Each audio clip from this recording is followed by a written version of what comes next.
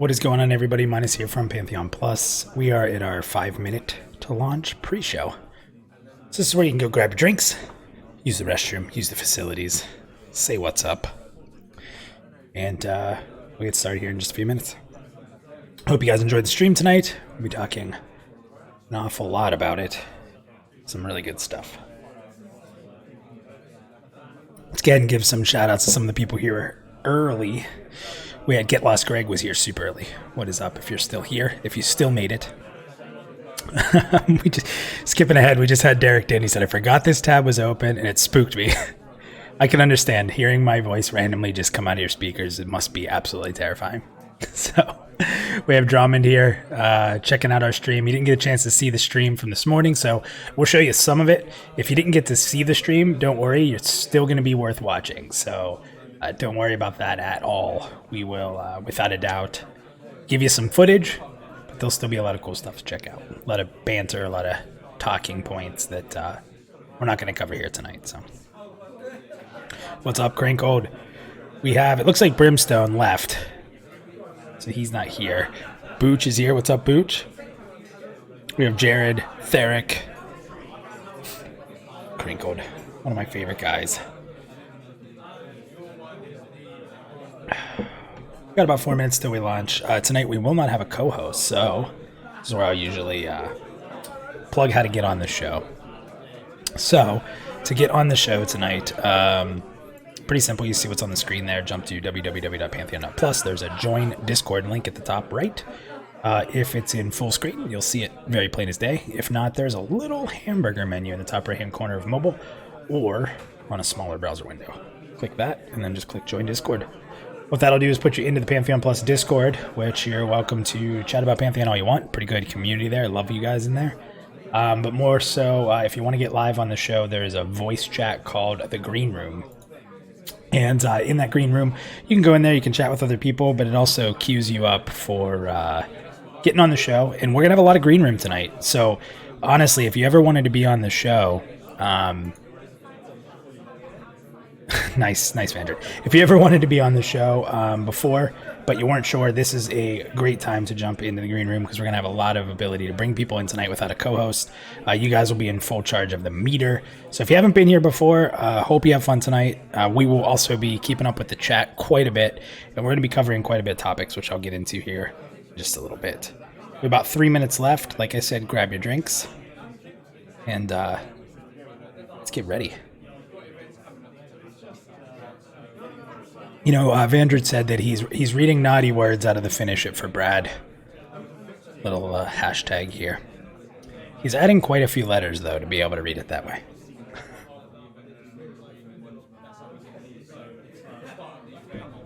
I'm ready to go. I'm fired up. A lot of work on this one tonight. I'm hoping it is not for a horrible show. Let's hope all the work put in today, you guys enjoy this. Get everybody rocking and rolling. It's going to be fun.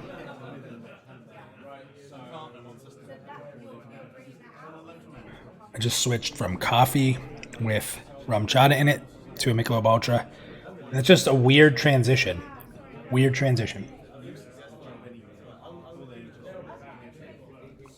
We'll see if we have any VR folks sneaking in tonight. They like to do that. Joppa sneaks in quite a bit, hangs out in the chat. We get Sacred in here, a few others. Be interesting to see if they show up. I hope Ronik shows up tonight. He doesn't always show up, but we have a little special Ronik section that isn't like the normal Ronik section. A little tease.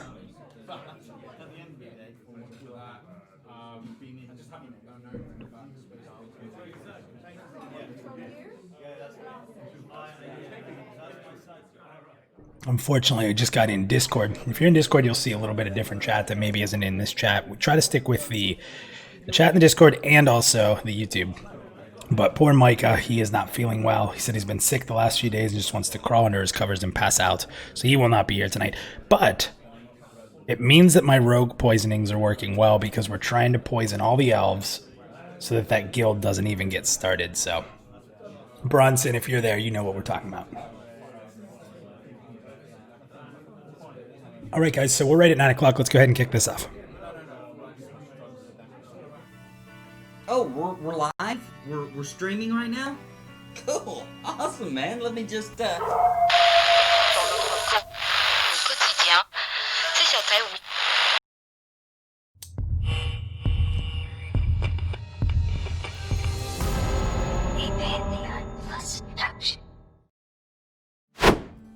What is going on, everybody? It is Minus here from Pantheon Plus, and we are here for episode 15. Technically, we're like 4 months into this, and you guys have been absolutely amazing. So thank you, everybody in the community who makes this show possible, because honestly, without you, there is no show, and I would be looking ridiculous, more so than normal. So thank you to everybody who is here tonight. It looks like we just had Pantheon Summoners and Battle Fate jump in, so welcome to the show, guys. Tonight should be a fun one. Let's do a little housekeeping, and then we'll jump right in because we have a lot to talk about tonight. So first, not foremost, just first, so you don't have to drink. But first, so the thing I do want to thank everybody for is we recently just put out, oh, hey, Drac. Drac is Pantheon Summoners. Okay, the logo makes sense now. We just put out a video called Why Pantheon? And I want to give a big shout out. I know some of the people who participated in that video are in the chat here. I don't want to go through and name everybody, but thank you guys, everybody who submitted a 1-minute clip. I had an absolute blast putting that together. I hope you guys enjoyed it. It is officially our fastest growing video for quite some time. And we're looking like we may hit over 1,000 views on that tonight. So if you guys haven't checked it out, it's a really cool hype video for Pantheon. It's completely community focused. Everybody kind of talking about why they love Pantheon. And again, it's called Why Pantheon. You can check it out on our YouTube page. So thank you to everybody for that. The other housekeeping note, I just want to thank everybody again. You guys have been hitting the subscribe button. We appreciate that. I don't sit here and scream that out very often, but thank you guys to everybody who watches, subscribes, and hits the notification button to come on and check out the show when we go live. Super thankful for that. Again, without a community, Pantheon PlusYou doesn't exist. I know that my face is often on your camera, on your screen, but honestly, Pantheon PlusYou in overall Pantheon Plus is about community. It's about all the different content creators. It's not about me. So thank you guys for being a part, because you guys are more important than me in every way, shape, and form. So we don't have a co-host tonight. So that means we're going to get really heavy into the green room tonight. And you guys will be fully responsible for setting the viewer meter. And we're going to actually have 10 different topics that we're going to talk through tonight. And I'm going to give you a heads up on what those are.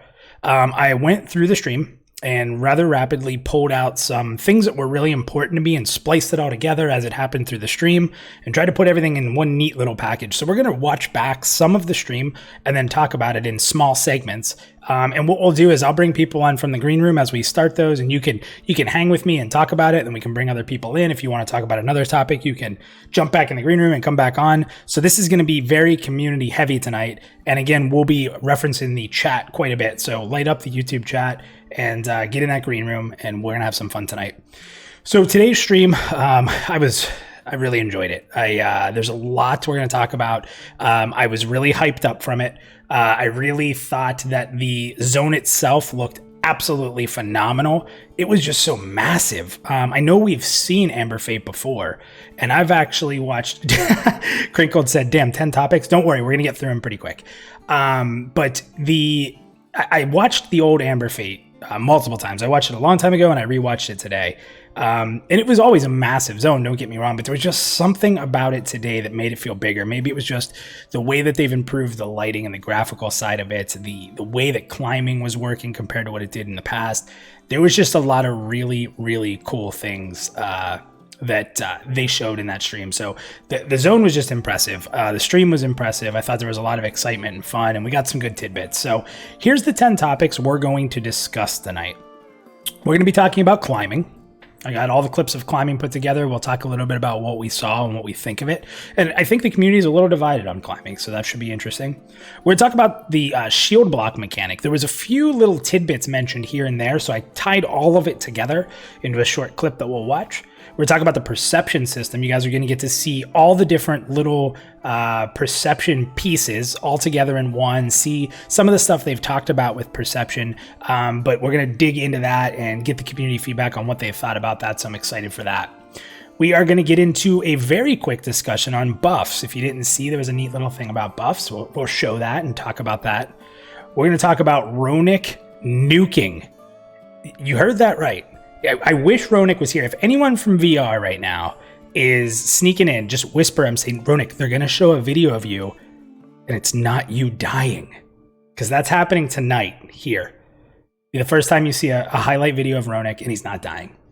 We're going to talk about, Joppa got into an interesting discussion about scouting, which I love. Us old school MMO fans are going to know that very well, but it's sort of faded off a little bit recently. We're going to talk about also the rogue improvements. So if you're a rogue fan, we got a little bit of tidbits, little exciting things. We're going to look at some gear, some really cool looking gear. If you didn't get to see that, there's a little secret on an item we're going to show you. We're going to talk about the limited action set, and then we're going to wrap up with something we all know and love. So that's a little teaser. So again, all these clips are going to be from Cohh Carnage. We're from Cohh Carnage and Pantheon. I want to thank them. It's in the YouTube chat description, thanking them for the footage we're about to see. You are going to get audio and video from different people in VR talking, from Cohh and his excitement. And what we'll do is just kind of show a clip, and then we're going to start talking about it. So light up the chat. And if it's really something you want to talk about and you're in the green room and that's specifically a topic you want to get in on, please go ahead and ping me in the YouTube chat or ping me in Discord, just so I can see it light up and I know that that's a topic you want to talk about. So since we usually go about an hour, we'll have an hour and a half if the green room's bumping. Let's go ahead and jump right into topic number 1. And that's climbing. So if you didn't get to see the stream today, this is going to give you a good look at all the different climbing, some of the things that happen when they're climbing, and some neat little things about it. So I'm going to run this video and then we will get back and start chatting about it. So topic number 1, climbing. So you can climb here. Okay, I was going to say. All right, cool. Nice. Kyle. Oh, the climb animations are a lot. Oh man, look at that. Nice. Okay.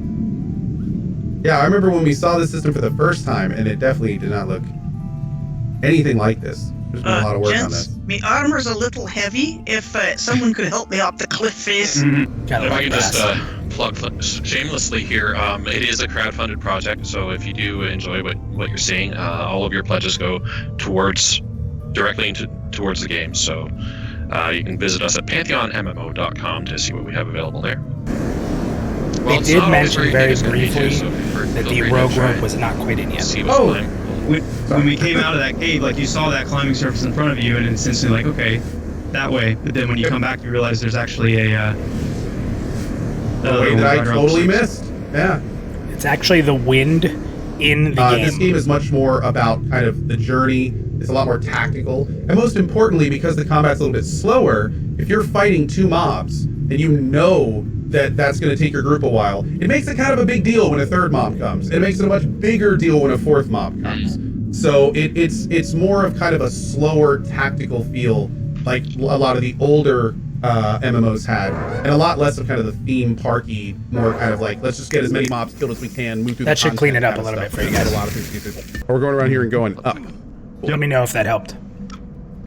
Max Headspace says, turn aggro off. Can you do that with my wife? Oh, I see we got a dad in chat. So here's a quick example of Oh, Kyle. I turned my aggro off. I'm sorry. I thought it was off. So this is really cool here, guys. Good timing. So we've seen sheer surface climbing, ledge grabbing. Here's a good example here. If you can jump up and grab, surfaces like this, free hang, you can pull yourself up. There's no design work that goes into this. It's a completely dynamic system. So we don't say what can be climbed on. We only say what can't be climbed on. Correct. We got an ad right around the corner. If we can get knocked off the walls, we can, just not today. Yeah, so eventually the plan is that when you are climbing on a wall surface, NPCs are going to be created with kind of the potential of a player climbing in mind. You can't introduce something like a climbing system, and we haven't even showed off the robustness of where the climbing system's at. I mean, climbing the sheer surfaces is great, but we haven't really gotten much into like ledge grabs and ability to traverse more organic geometry. And when we get to that point, hopefully we'll have time, but Kyle can speak to that a little bit. But if you get hit, if something, like right now, if you aggro a Frost Hand, one of the mages, one of the wizards with the frost bolts, and you start climbing, they will cast on you and hit you while you're on the wall. What won't happen is you get knocked off. We just don't have that in yet. But the higher your climbing skill is, the harder it'll be to knock you off. But there's always going to be that chance. And so, of course, if you're way up high off the ground, then that's going to be some nail-biting moments for sure. So that's a look at all the different pieces within the stream today where they were climbing on something or they were talking in depth about climbing. So a lot of different cool things that were said there. First, they were talking at the end about how, I really like the quote, and I know I'm going to misquote this, but I really liked when they said, we don't tell you, what is it? We tell you what you can climb on or not how to climb on it. Now I'm missing that phrase. But the way they said it is that, you're going to be able to really sort of find ways to get around stuff that maybe they didn't intend. And I really enjoy that about it. And Tachyon said, it looks great. He says much better than he's thought, but he did say, climbing's very touchy. You have to make sure it feels great. Otherwise, people generally hate it. I completely agree with you. There you go. Crinkcode has it exactly. You are the man. He was typing that out. It's a dynamic system. We don't say what can be climbed on, but what can't be climbed on. So that's pretty awesome. It can lead to some interesting places people get fight. Yeah. So interesting comment there. So does the green room, I'm going to pull, let's see, Bronson, I'm going to pull you in if you're ready, and you can stay with me and we'll check out a couple more videos and you can comment on that. And I'll give you time to actually talk in general as well. But we're going to pull Bronson in first. Get in the green room if it's something you want to do and get on the show tonight. We're going to have a lot of time to pull people in. So Bronson, you'll be first up. What's going on, man? How are you? Hey, dude. So climbing, right? So we've been talking about climbing for a long time. Where were you before the stream and where are you now on climbing? Did it change at all?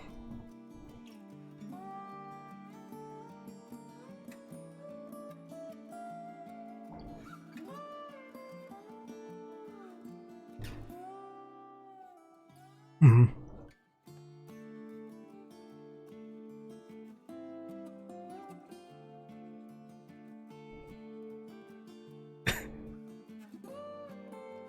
My head. Everybody nobody could hear you except for me right there, because to change the reverb, I had to turn off desktop audio, and then you come in and I completely forgot to change it. See, so this is what happens. This is what happens when I try to do new things. So what Bronson was saying, he was really excited for for climbing in general, and what he saw was pretty good. So thank you to the chat. They're keeping us going tonight. Definitely, like I said, trying some different stuff. I'll filter that in and out when we get into showing the clips and stuff, so you guys don't get the reverb, but I'll make sure you guys can hear the green room going forward. So I thought it was pretty cool. I thought that some of the stuff they showed was pretty cool. I like the fact that your climbing skill is going to actually be dependent on your ability to be knocked off. And I can just understand some times where you're going to be climbing something really high and some goofball pulls a bunch of mobs and you get knocked off and you just fall to your death. I love it. I love it. I absolutely love it, and I'm looking forward to it. I don't care if it makes me mad or not. I'm going to love it. I'm going to love falling to my death because of some other goofball. I don't care. I might be pissed at him, and I'll say, dude, I'll say something to him, but it could be my fault. But I just love the idea of that. It's never our fault, Bronson. We're rogues. We'll be stealthed while we're climbing. It'll never be our fault. Out of stealth, out of midair, and I'll die stealth. I don't think you can stealth ground fall damage. So chat, what do you guys think? I mean, it seems like some people are pretty positive about climbing. Where were you on climbing before the stream? And do you think that the stream made you feel better, or are you still kind of on the fence with climbing? I mean, light up the chat right now. Let us know what you guys think. Elliot said, climbing's a new dynamic we need to be aware of in the game. He loves it.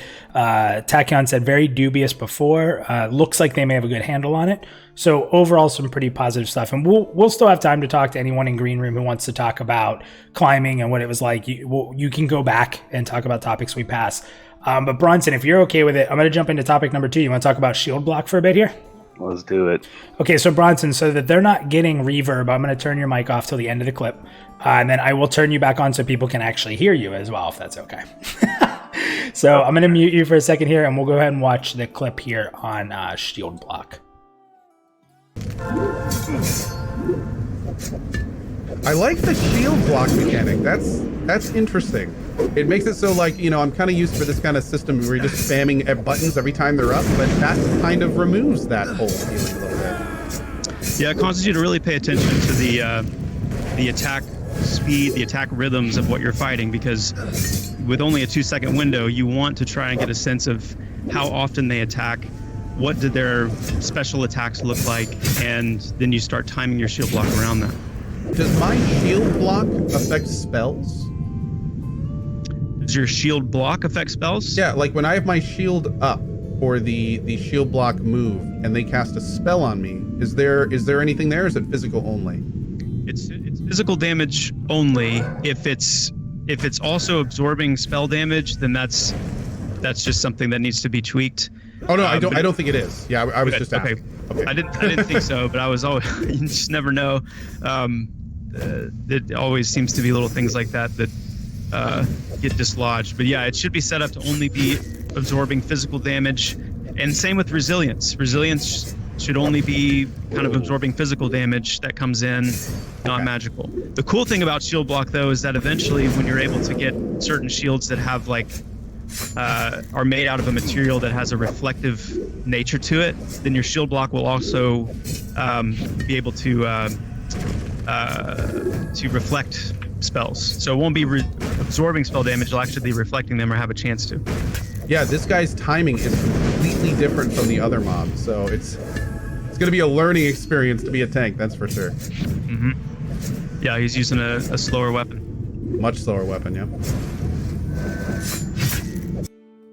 So a couple of different things that were talked about there. Let's go ahead and turn Bronson back on. So Bronson, what did you think of the shield block mechanic, and what were some of your pickups from the videos there on that? I think it's a really cool idea, intelligent idea too. To bring that into for tanks, because tanks have been sort of a boring. I don't know. In some MMOs, not so boring, but at least in the sense of like thinking of a EQ1.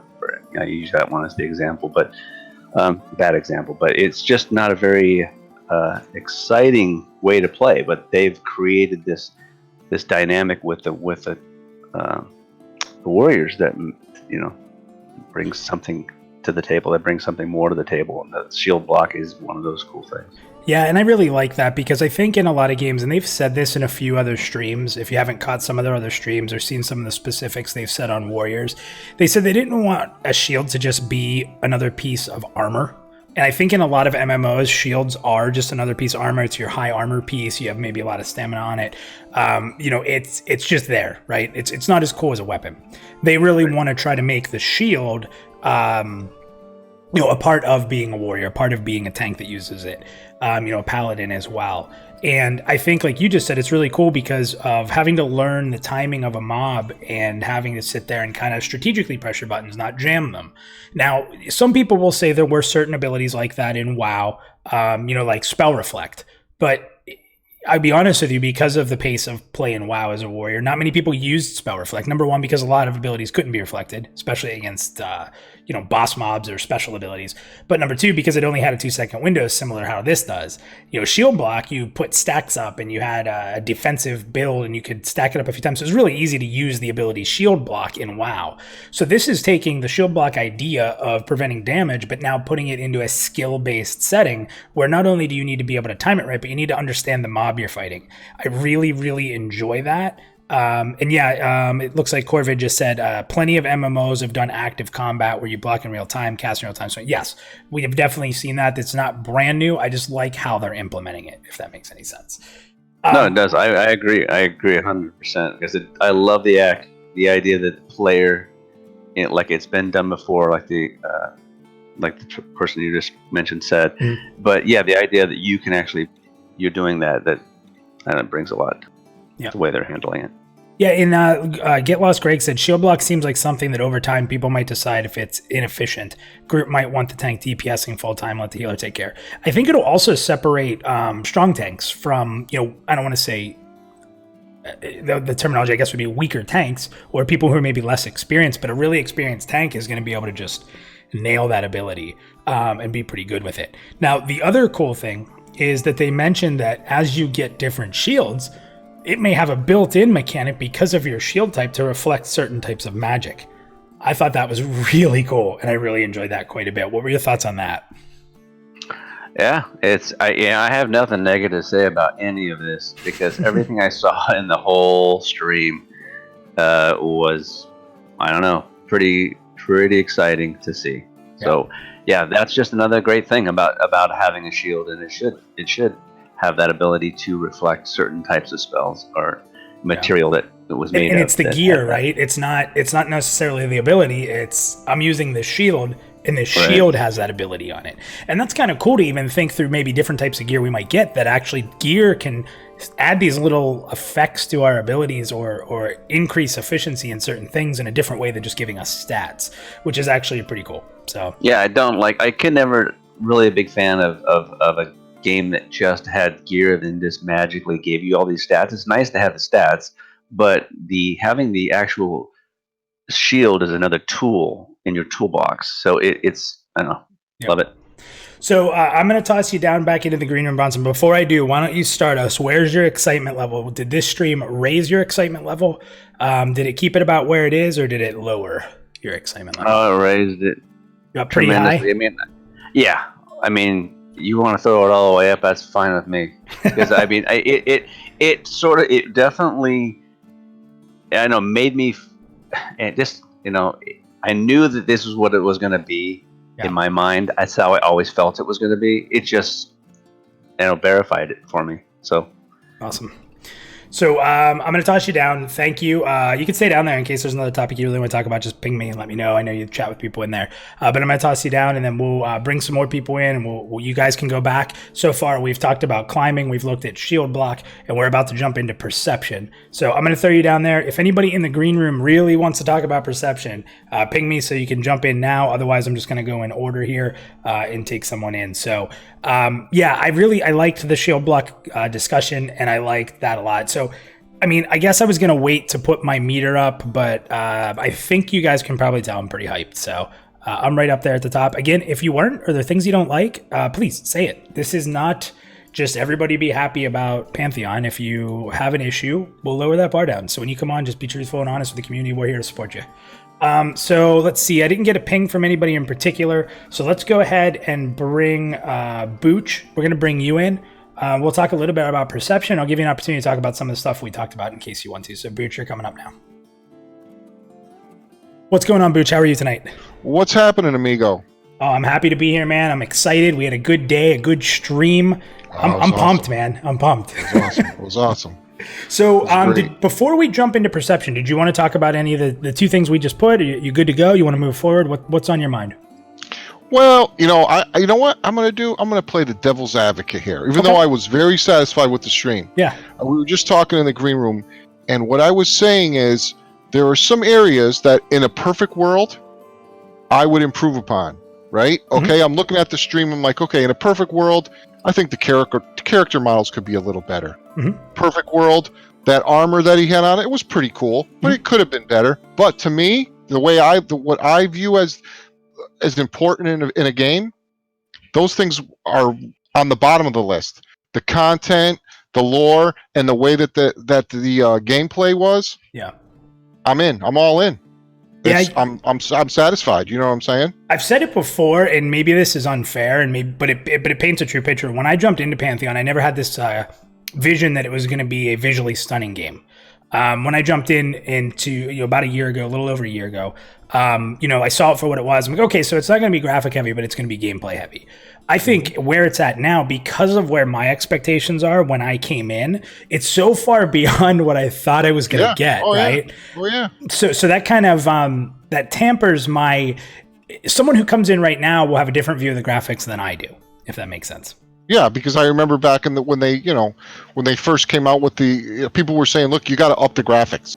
People aren't going to want to play this game because you got to up it, and they did. They did. You know what I'm saying? But then if you noticed in the stream, there were a few people that commented about, oh, what is this 2009? What is this 2010? But you know what? Those aren't the people that that the game has the appeal that it does. But you for know what? us. Those are also the You know what I'm people. And I've said this in a stream before. Those are also the people that look at World of Warcraft and say, these graphics are horrible. But then they play the game, and then Right. they're immersed in the world, and they're Right, like, so it these doesn't really graphics matter. are amazing, right? So when they start playing, I think that the immersion of the game and where it's at currently will overcome some of that. So, absolutely. all right, Pooch, let's go ahead and let's check out. I'm going to mute you during this just so people don't get reverb. Then I'll re-up you here. But we're going to check out the perception system. This is the last of the longer video. It's not super long by any means. It's probably just as long as the climbing video. But we're going to watch the perception video. This is sort of tying together some of the things that were said about perception and some of the discoveries made in the stream. So here we go. We are going to jump into perception, topic number 3. Click on it. Oh, your funeral. All right. I hear the echo of a voice, but I can't make out the words. You got close enough to it that your insight skill was high enough to actually get a little bit of a flavorful message about what you're seeing there. But then the first example we saw actually required you to notice something in the environment and click on it.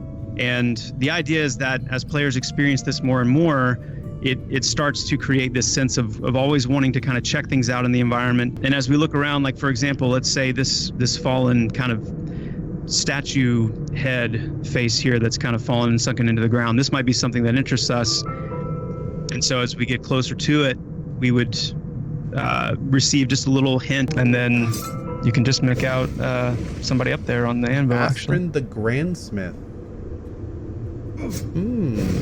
Like learning to pay close attention to the environment, learning to kind of look around more carefully, then it reveals that there's actually, Another climbing area. I back didn't here. even know this. Nice. Are you kidding me? Now where does this go? This is Yeah, the don't know. verticality is so cool with the climbing. You know, the greatest thing about this is we're all seeing areas that we haven't seen before, too. I mean, I'm the some lead of you have, programmer. but I I've should never have. seen this. Uh-oh. I've never Brock, seen this the mob. con. Oh, he regards me indifferently. A moment of warmth. This feels like a safe place. Oh, what's up, dudes? I can't believe I've never seen this. Oh, look at this. Not often do we meet another warm body down here. Sometimes it's hard to remember there's still a world beyond this frozen expanse. I'd love to have a chat, but my study won't write itself. To keep King Zabrus waiting longer than necessary. Watch yourself out there. What's up, Grok? Jomato Ebakuda Grok. Oh, okay. Oh, Grok. Cool. Good talk. Yeah. Just Great. keeping it real. Keeping it real, yeah. We get warm here.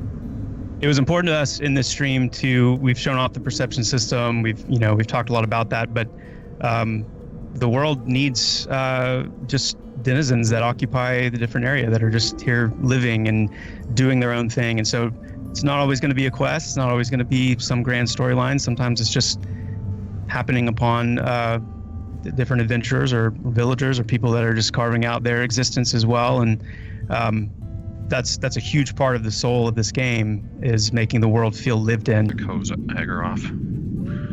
Oh, yeah, I actually got that message in my thing here. The bridge sounds as old as it looks. So we can click this guy too.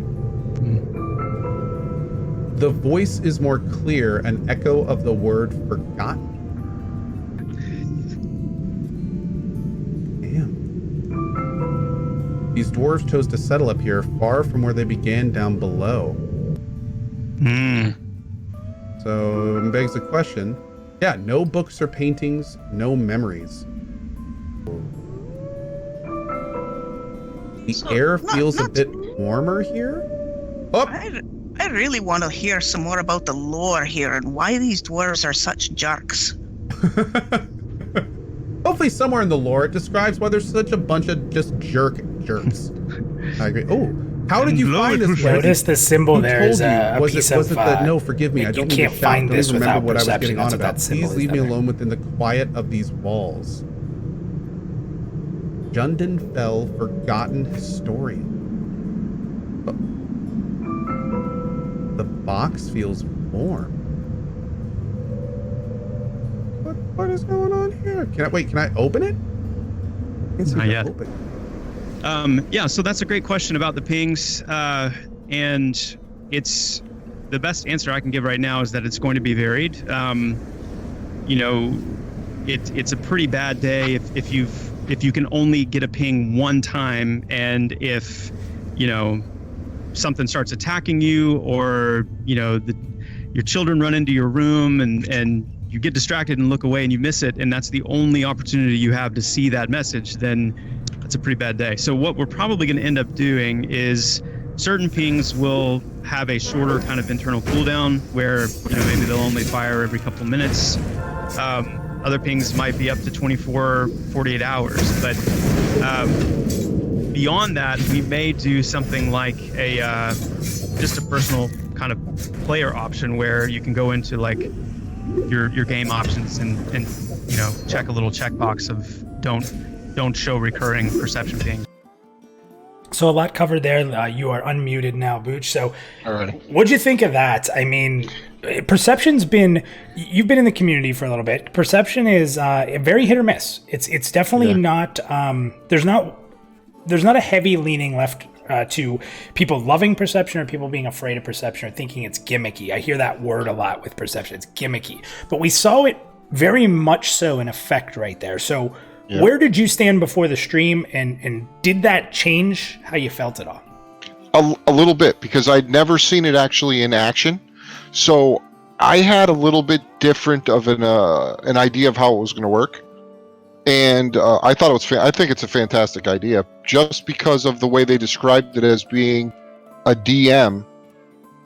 That's good, yeah. Kind of, that's how they described it. It's supposed to be like a DM giving you hints about what's going to happen next.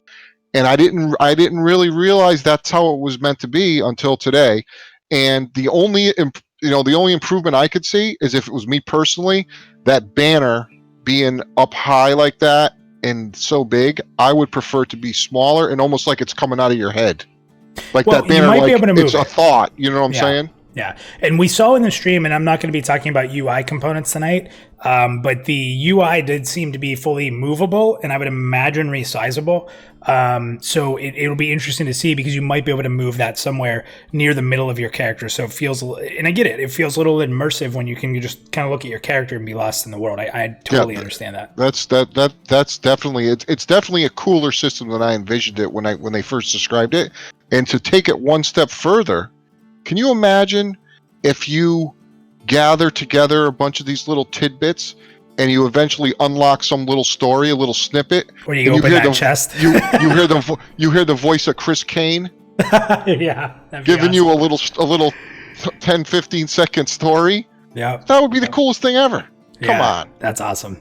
Yeah, there's a lot you can do with it. And let's keep in mind too, for anyone who didn't watch the stream, they had kind of said that the characters they were playing, they already had a higher level of perception.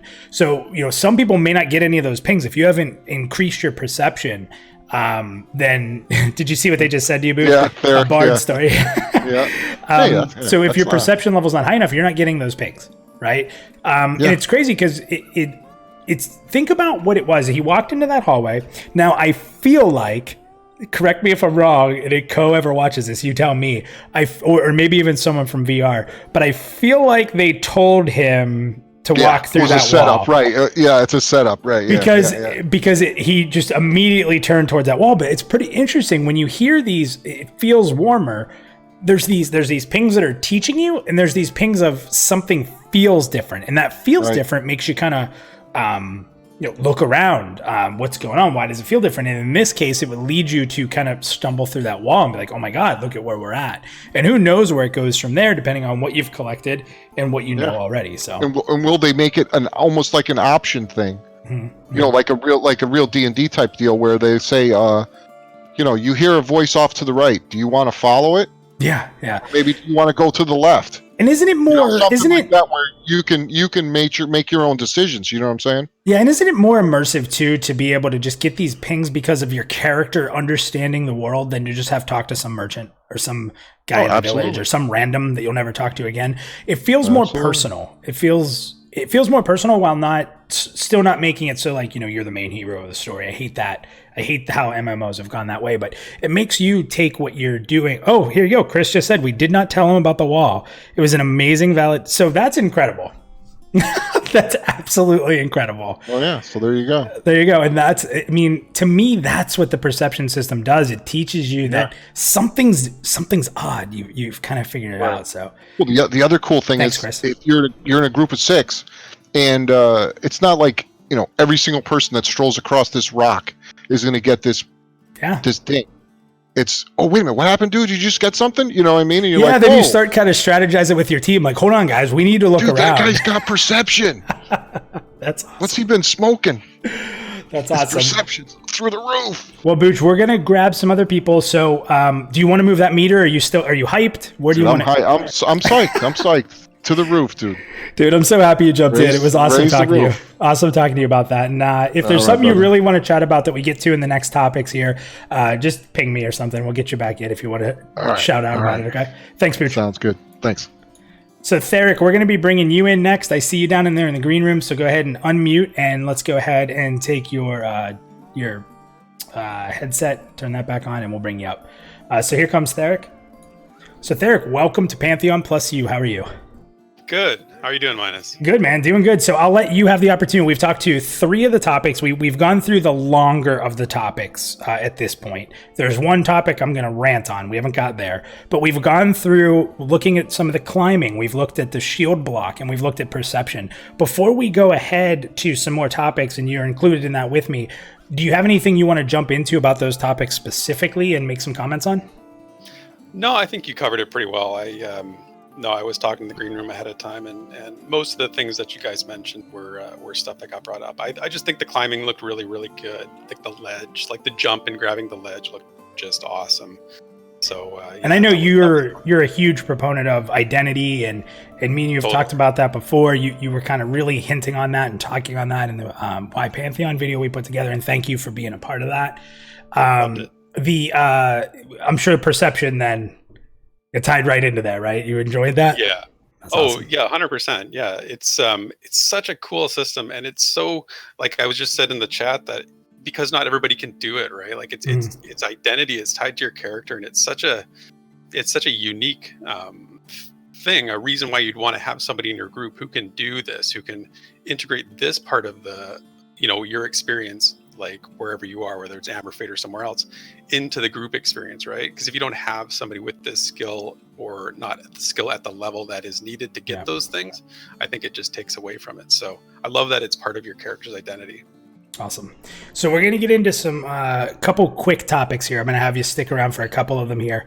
I'm going to mute you while we show the video. We're going to jump next into a quick little thing here. I don't know if you caught it, everybody, on buffs. And this is important. I've actually talked about this in a different Pantheon PlusYou. And this kind of shows the power of what it could mean when it comes to community. So I'm going to mute you, and then we're going to show a little clip here from today's video in regards to buffs. Manager extraordinaire at the brass. Hello, super happy to see you guys all. I'm not sure what just happened to the shaman. I'm sure I threw a buff on him. I don't know why he's almost dead on my screen. What's up, Kyle? Yeah, I am still level 1. I'm setting up my character. Oh, So that's why. you just gave me about 95% additional HP. So you're unmuted. So really important piece that I think a lot of EQ players could really relate to what we just saw. And that is high-level characters buffing a low-level character. So as a level 40 cleric, because they did announce they were level 40 on the stream, she threw a level 40 stam buff on a level 1 and 95% buff to his HP there. It basically brought him down to 5%. That's how much HP they added. Now, I've been in discussions where people don't like that. I love it because if you're a high level running around a low level area, you can help by buffing people up, and then people are going to thank you, maybe tip you, just remember you. What are your thoughts on that, Theric? How did you pick that up when it happened? I saw it. I didn't really, I realized what had happened right off the hop, and then as time went on, I sort of thought about it some more, and I think it has a place. Like, you don't want to have one, level 50 running around in the the noob zone, sort of making everybody invincible. Like, there's a balance that has to be really carefully struck here, I think, with this kind of thing, because like 95% of his health, was increased by the buff, and that could go both ways. So I like that you can, buff up, lower level characters or give them some sort of neat little effect. It doesn't have to be a buff, just an effect. Yeah. But scaling that effect, right? So I think that was a good example of it sort of maybe being unscaled at this point, but who knows? I don't know. I just love it. I remember getting like a haste buff in EQ early days and just being a monster, right? Like as a monk with haste and someone tossing regen on me as an Ixar monk with a fungi tunic that I had, low level. And here we go. For a half hour, I'm a badass, right? Yeah, it feels good to have that. I mean, everybody, you kind of want that, but then, I don't know. There's a little balance that needs to be struck. I don't know if it's good for the game to have. It's an interesting discussion. Yeah, it is an interesting discussion because it builds community, right? To have that high level be there, just helping people out. Maybe they're just bored. That's a huge community builder. But then there's people that are going to say, well, this might be making it too easy. But at the same time, I think where it comes to level with like weapon skills and how much damage you can do, okay, you might have more HP, but if you pull a mob you can't handle, you're still going to die. It's just going to take a little longer. Right.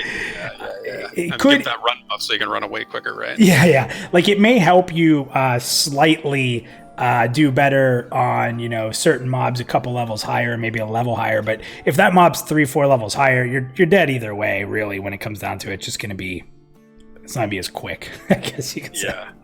And, sorry. It's a good discussion. They'll figure it out, I think. And like I said, as more people come in, you can comment on it. That was just a quick little hit. That was number 4. So we're going to go into number 5. Joppa, I know you're in chat. Please tell Ronik if he's around. He needs to see this part.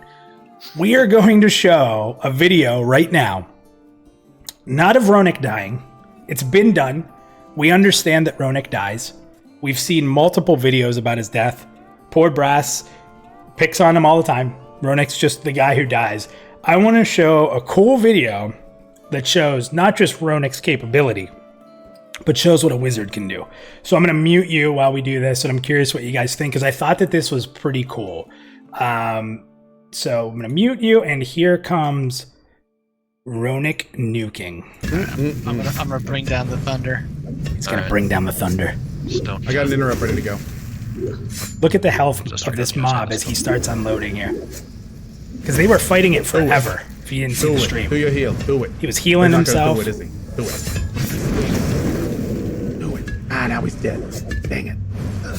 I was so... So, let me unmute you here. I absolutely loved that he's like, okay, we've been fighting this mob for a while. We're conserving mana. As a wizard, you have to watch how you spend. You're kind of in a build and burn phase, and you kind of want to keep your mana high or you become useless. And this mob just kept healing itself, and they were struggling with interrupts, and Ronik just said, okay, I'm going to bring the thunder. I like how he announced it. That was the best. He's like, all right, enough of this. This guy's done. No, I like, the thing about that I found interesting was that it was a strategy adjustment, right? Like, because they were having trouble with that guy because he kept healing himself, and Cohh was trying to time the interrupt, and, he was waiting on the refresh on it, and it wasn't getting there, and it was just, everything was sort of out of sync, and they realized that this was going to go on for a long time, so there was an adjustment to the strategy. So, Ronik stopped conserving mana. He decided it was time for the nuke. I mean, that's good strategic gameplay, right? So that was pretty cool. Yeah, I loved it. And you know what's cool too is other than wanting to be a rogue, I do want to have a wizard out, and I do think wizard will probably be the most high capable damage. Yes, you're going to run out of mana, but I think in the situation where you need to just unleash hell, or now we're going to call it bring the thunder. When you need to bring the thunder, I feel like wizard is going to be that class. And like you said, they were fighting that mob for a while. If you guys didn't see it, when you get to that part of the stream and you rewatch it, that was a long fight, and he was at about half health, and he would keep jumping back up, and it was a struggle. And Ronik's just like, I got this, guys. I got this. Yeah. Well, I mean, to be fair, they didn't have a ranger in their group, so a little bit hamstrung, right? So that was it. That was the problem. All right, Theric, I'm going to drop you down. Do you want to move that meter, or are you keeping it maxed up? No, I'll keep it maxed out. That was an awesome stream. You guys are doing a great job, and Minus, you're doing a great job, man. Thanks, man. I appreciate it. Really, really do. And again, thank you for your help in the Why Pantheon video. That was a ton of fun. If you guys haven't seen it, we're about to hit 1,000. Go in there, check it out. It's a fun time. It's not very long. Theric, thank you, buddy. Right on. Thanks, man. We're going to bring Elbrus in next. So Elbrus, you are muted and your headphones are turned off. So as soon as I see those click out of Discord, I'm going to bring you up and we'll start talking about the next topic. So here you go. Elbrus, welcome to the show. How are you? Hey, how you doing? I'm doing awesome, man. Thank you for coming on the show tonight. Before we jump into the next topic at hand here, was there anything you wanted to add to climbing, shield block, perception, or the buffs that we've seen, or just Ronik being a pure badass? So, yeah. Well, everything I've seen so far is really, really good. I'm really super excited for this game. It brings back a lot of the memories that I've had when playing Vanguard. Some of the, character interactions and everything. Mm-hmm. It's really good. I'm really looking forward to it. It's what I've seen so far is really, really good. And everybody, when they talk about the graphics and everything, that's just polish. That'll come later. Once they get the mechanics down, once they get the character interactions, once they get all the spells down and everything, even the maybe the loot table. Once they get all that stuff done, then they can start working on the polish, and everybody will see the finished product, closer to when they're ready to release it, and then everybody's really going to clamor for it. You bring up an awesome point because we're getting hyped about some of the graphic improvements and what we're seeing, and we're in pre-alpha, right? So we know it's going to get even better. It's awesome. Yeah. I mean, to me, it looks like it's ready to play. I'm ready to play now. I'm enjoying the graphics. I think all of us are. because the game is so fun to play. I mean, you can tell they're having a blast just playing. Yep. Well, that brings us to our next topic. When I'm showing the video, I'm going to mute you, but I will unmute you after. This one is near and dear to my heart. This isn't my rant and rave topic, but I'm going to want to jump into this one a bit. So I hope you're ready because you're gonna jump in with this on me or with me during this. So I'm going to go ahead and mute you as we show everybody this clip. This is about scouting, an old school MMO technique that's sort of been lost, and a little bit about rogues. Okay, so this time we're going to climb up. We're going to actually. So if you didn't see the stream before this, they wiped like crazy. Ledge here. So Joppa's taking control. Joppa, I see you down there, taking control here. Cool. And for some of you may have noticed, but if you watch Joppa the Rogue here, you'll see that we have not only new stealth visual and animation, but we actually have our more complete stealth system that is actually a stealth detection system. So I'm able to move around the mobs as long as I stay behind them or out of their line of sight. I'm good, but if I get in their line of sight, then I run the risk of being seen, and it's been a lot of fun to get that in. So I'm gonna stealth, and I'm gonna go up there to scout out and see what we're looking at. Cool. Climbing through the ogre. That's right. Now, can we aggro on the wall? And yeah, you can. Oh, we can. Okay. So I will be down here. And walls have lots of hit points, so. Dad joke. Our two roamers have roamed out of harm's way, so that would be a good time to come up. And I would suggest when you come up, as soon as you reach the top and pull yourself up, that you run immediately to the left to this little pocket where I'm standing. Cool. So let me unmute you here. So you are back on. So okay. Wow. To a lot of people who watch this, it might not have been a big deal. This is such a massive deal for me. I played a monk in EQ. Oh, come on, let's get down. And thank you, Preston. Just subscribe to the channel. Thank you very much. Get the claptrap down there. As playing a monk, it was my job to pull very often, scout ahead. And that has been lost. You don't see that very often in the modern MMO because it's typically the tank looks ahead. The tank usually pulls. It's very seldom that you see anybody but the tank pulling. And I absolutely just... And again, if you watch the stream, they climb up. Poor Cohh pulls everything on the planet and they just wipe instantly. So Joppa, they go back up and Joppa's like, hey guys. And I think it was funny because if I'm not mistaken, Joppa was even saying, hey guys, like, remember we should scout ahead, and nobody was listening to him. Nobody at all. They were just trucking on, and he was trying to say like, "Hey, I'm a rogue. Let me scout ahead." And they go up and they just wipe instantaneously because the world is dangerous. See, this is what has been missing in MMORPGs. The world is dangerous. Where you are is dangerous. You can't just climb up a cliffside and be like, "Oh, hey, everybody," and pull and hope to survive. And that's why I am playing a rogue. This is a huge part of why I'm playing a rogue, other than poisons, which I hope are amazing, Joppa. But the main reason I want to play a rogue is for the ability to scout in an extraordinarily difficult world, to go ahead, to find what's going on, to see pathing, to see where we should be safe, and to be able to lead a group. And here's what's interesting about that. I've always played a tank, right? So as a tank, this was my role in World of Warcraft. So I got to lead the group and sort of decision-making where we went as a tank. Well, in a modern MMO, the tank isn't really the best person for that because they don't have the ability to stealth or fiend death or anything like that. So that's a big reason why for the first time in any MMORPG, I'm going to be maining a rogue.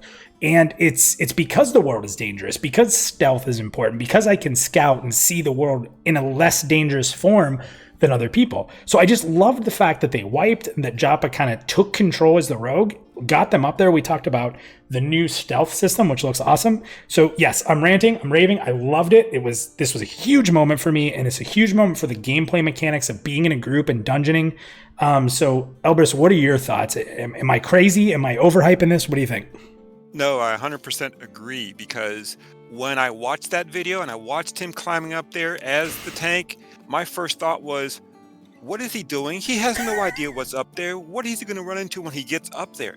And what happens? He runs into a big group and the wipe occurs. I was going, and then one job said, okay, we're going to get ourselves a monk. And I said, about time. Okay, there you go. There you go. It was bringing back, I played EQ and I played Vanguard, and we've had situations like that where we find ourselves in this situation and we go, okay, who should go first? Or we'll send the monk first to scout to make sure.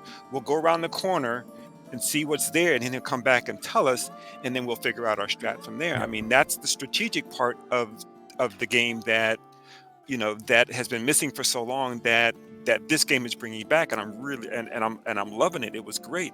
It was bringing back so many feels. Yeah, and I love Cohh. I think he's an awesome ambassador for the game. I love his positivity. But Cohh, just give me an hour with you. We don't need to stream it. I don't need to get any follow. I want 1 hour. Let me train you on the do's and don'ts of tanks. If you're tanking something, pull it into a corner and position yourself to see the pats. I was having a nervous breakdown watching him with his back turned to the pats. I'm like, oh, he's going to pull everything. Boom, sure enough, he pulled it. So, Cohh, I love you to death, man. I have been teaching tanks for a long time. Give me 1 hour. You'll be infinitely better. Give me 1 hour. I'll teach you how to position. The one part that got me, the same thing happened to me. I was playing with my son in Vanguard, and we were on this island, and we were doing this quest to do the unicorn quest, and we were fighting these ettercaps. And we were just shooting everything. We were just killing everything in sight. And then my son turned around and said, "Oh my God, I think I shot the named." And then, the name mob shows up. The boss mob shows up. And he shoots it just like that. And we had to struggle to defeat him. And Cohh did that same thing when he started screaming. On the top. They go, "Oh my God, the name's here! The name's here!" And he started to panic. It was the same situation, and it was perfect. This is exactly what what was happening. It was great. It brought back so many memories. So this is going to be so cool. Yeah, I'm super pumped. Keep the meter up. Keep the meter high. If you can blow it off the top, do that. Put it right through the roof. Awesome. Well, hey, man, thank you. It's been awesome having you on. I hope you'll come to future shows. You're always welcome in the green room. You're always welcome in chat. Thank you for jumping in on a couple of these topics with me and letting me rant and rave there about scouting as a rogue. No problem, man. Just tell I'll be the Elven Ranger in the corner, man. Oh, see, that's where you lost me. Micah's starting an Elven guild, and I vowed to kill them all. I apologize. It just needs to happen. All right, man, take it easy. I'm going to drop you back into the green room. Thank you so much for being a part of the show. All right, see you. All right, so we are going to get to everybody in the green room. So if you've been in there, I promise we'll get to you. We are going to jump to Vandrad next. So Vandrad, it looks like you're ready to go. I'm going to give you a couple seconds to see this live on the stream before I pull you in. We'll give you a chance to talk about the topics at hand that we've already discussed, and we'll jump into a few more that we have here, and one I really want to rant and rave about. So Vandrad, bringing you up now. What's going on, Vandrad? How are you? Hey, buddy, what's going on? What's going on, man? Before we jump into any new topics, we've talked about climbing, shield block, perceptions, buffs, Ronick being a badass, bringing the thunder. And we've talked about scouting just now. What topics, I mean, what did you want to go into before we jump ahead? Is there anything that stands out that you wanted to give your 2 cents on? Well, okay, so, the climbing, awesome, brilliant. I love the fact that the design choice for it's not where you can climb, it's where you can't. Opening up the zone for much more possibilities for where you can go and where you can't go is a brilliant design decision. Yeah. Easier too, right? Easier too, so, yeah. Going back to EQ2, it's like, okay, you can only climb here to get from A to B. Wow, letting you climb almost everywhere, brilliant. Because if you're looking at a zone like Amber Fate that has such a huge volume to it and a lot of height, if you allow for climbing in areas that aren't particularly noticeable, you can have entire areas of that zone that even after you've been there a dozen times, you might have missed. Yeah. And you brought up a good point, right? Awesome. So they designed it so you come into that room, which we showed in the climbing, and you see that climbing right ahead of you, right? So you fight your way up, you climb ahead, and then they said, hey, before we go this way, I want to take you back. And you realize right around the door, which you didn't look because you had this carrot ahead of you, was a place you could climb. And then there was, something to find there. So it's just, the exploration side is incredible on that. And especially the one where it was right around the corner to the left, the fact that 1, it was hidden in a little nook, and 2, there were visual things that interrupted the climbing wall. So it didn't look like it was actually a climbing wall until you got to the base of it and looked up and went, oh yeah, there's something up there. So again, it's this, until you've been there enough times, there could be large areas of that dungeons that you just will not have seen.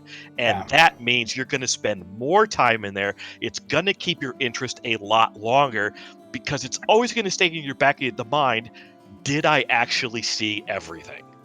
Yep. Yeah, I can't agree more. So kudos, VR, for that design choice on climbing. Awesome. I love it. What do you think of the perception system, seeing it sort of tied together a little more than we have? I liked it that it's now starting to have a lead in that you start off with, let's say, like a location, and then it may go to an item, and then it may go back to another location, then it may go to a particular, an NPC. It's now a breadcrumb trail, that may branch off to different areas. And seeing that, a little 2 feet from one side to the next means that you might have missed it. Is awesome, because now you're really going to want to explore a zone so much more than you would without it. Awesome. That's awesome. I agree. People are telling you that you need to tell Chris your idea for disposition awareness. Right. Okay. So we saw. Let me lay it out for everybody first. Sure. So we saw. It's not a topic I pulled aside because it was a small part of the stream, but we did see disposition in effect. During the stream, we had a wolf that was bloodthirsty, I think, and what it did was it would add bleeding stacks, which would also buff it right against you. Right. So that's what we saw. There's going to be a lot of dispositions there. They can be randomly generated, they can be purposefully placed, and it's going to make a enemy mob more dangerous than a standard version of itself. So We're talking about perception. It looks like you sort of have an idea to link perception with that system. Yeah. So you saw that wolf. It said bloodthirsty something wolf. Okay. I am against such things being telegraphed. If I walk into a zone that I've never been in before, facing an NPC I've never experienced, why should I logically know just from looking at it what its disposition is? This should be something I would be acclimated to over time, so that as I'm fighting those dwarves and that sort of thing, I get some little notifications, and eventually, boop, it pops up. You become more acclimated to these NPCs.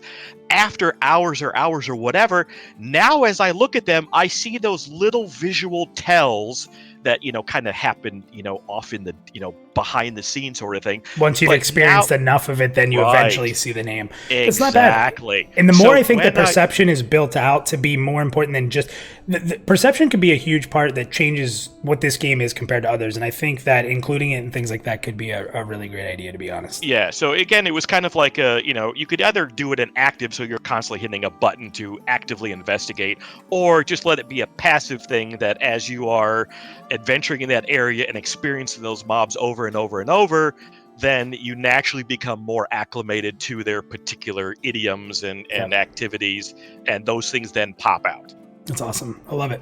Absolutely love it. So, and Joppa, I don't like to bother you too much because I do want you to keep coming to these streams, and if I bother you every single stream, you're not going to come. I do have a question. Some people have asked, can a mob have more than one disposition? Have you guys decided on that? Is that something you can share? If you can't, I understand. But if you have any comments on that, let us know. We've had some questions about that. I didn't know exactly how to answer it. So can an enemy have more than one disposition? That's kind of an interesting topic. So Vandrid, I love the feedback you've given. That it's awesome. What do you think about Ronick being a badass? Did it catch you by surprise? I mean, he rained down thunder. Yeah, and first thing that hit me was how large of a radius that spell had an effect on. Yeah. And to me, I'm thinking back to EQ1 as I had a wizard at the time, and the rain spells were always dangerous to use because you had to be so careful about this crowd-controlled mob over here. We need to move far enough away. Now look at the range of that spell. You've got to be careful for positioning on that thing. You hit that button at the wrong time, and your group, you're dead. Vandrid, are you seeing what's happening in chat here? Do you have an eye on it? Because it's insane. What are they saying? So I asked, I asked Chris if he can answer that. Nathan is in there, so I don't know if you've seen Nathan's video with Joppa versus Ben. It is yes, it's fantastic. It is a level of brainwaves that I can't comprehend of amazingness.